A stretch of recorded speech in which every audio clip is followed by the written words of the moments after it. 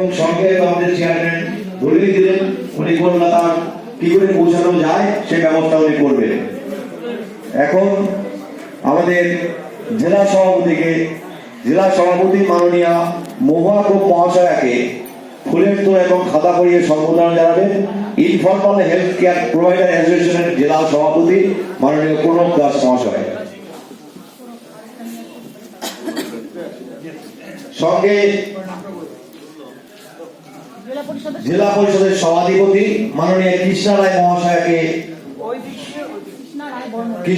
বর্মন মহাশয়াকে ফুলের তোড়া দিয়ে সম্বোধনা জানাবেন রানু বেগম এবং হুমায়ুন রহমান।